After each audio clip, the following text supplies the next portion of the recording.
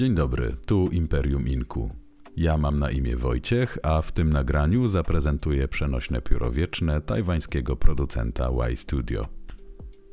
Materiał ten nie jest sponsorowany, a prezentowany egzemplarz należy do prywatnej kolekcji. Od razu nasuwa się pytanie, czy nie każde wieczne pióro jest przenośne. O co więc chodzi producentowi, który wyraźnie podkreśla tę cechę swojego produktu? Wszystko wyjaśnię w dalszej części materiału. Opakowanie to proste czarne kartonowe pudełko, na którego froncie złotymi literami zapisano motto przewodnie marki, a także nazwę produktu i serii.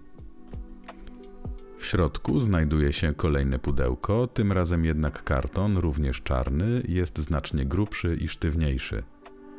Całość od samego początku prezentuje się bardzo estetycznie.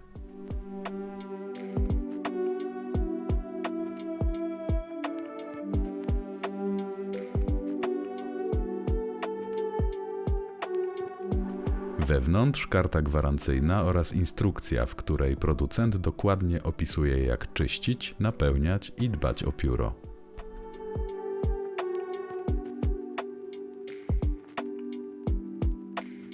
W opakowaniu, prócz najważniejszego, czyli samego narzędzia do pisania, znajduje się również kilka innych rzeczy. Rozkręcane cylindryczne etui, wykonane z barwionego na czarno klonowego drewna. I to właśnie ten element ma stanowić o wspomnianej wcześniej przenośności, zabezpieczając pióro przed uszkodzeniami i jednocześnie znacznie ułatwiając korzystanie z niego, na przykład podczas podróży.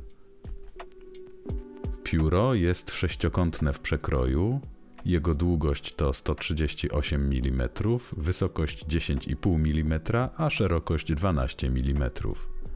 Nasz egzemplarz wykonany jest z mosiądzu i waży 46 gramów.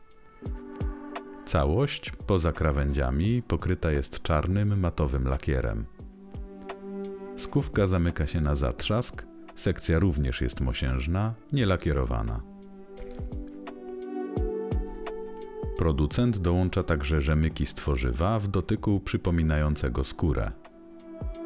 Skówka pióra u szczytu wyposażona jest w uszko. Można przetknąć je przez szczelinę w nakrętce etui, a następnie przez otwór skówki przewlec dołączony rzemyk. Pozwala to na przywiązanie pióra do torby lub plecaka i łatwego, wygodnego dostępu do niego, gdy jest ono potrzebne, bez ryzyka zgubienia elementów.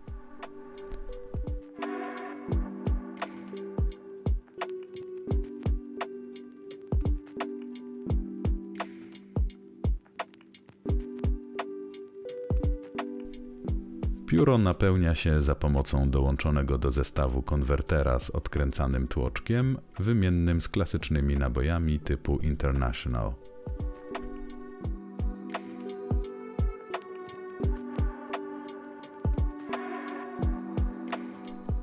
Samo pióro jest względnie krótkie, co może być problemem dla osób o większych dłoniach, tym bardziej, że skówki nie można zatknąć na korpusie, zwłaszcza gdy jest ona połączona z nakrętką etui. W średniej dłoni leży wygodnie i ze względu na materiał wykonania sprawdzi się lepiej osobom preferującym cięższe pióra.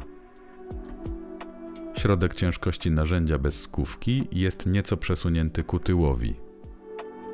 Stalówka niemieckiej marki Schmidt, tu akurat w rozmiarze M, prowadzi się gładko, jednak nie ślizga się po papierze. Ten parametr może być różny zależnie od użytego atramentu. W przypadku mojego testu użyłem atramentu Diamine Autumn Oak i nie zaobserwowałem żadnych problemów z przepływem. Nawet po ponad miesiącu nieużywania pióra nie musiałem rozpisywać, zadziałało od razu bez najmniejszego problemu. Podsumowując, wszystkie produkty są wykonane z bardzo dużą dbałością o jakość, a opakowanie jest proste, ale estetyczne. Stylistyka pióra łączy klasykę z nowoczesnością, a ścieranie się z czasem jego matowej czarnej powłoki na pewno może dodać mu indywidualnego charakteru.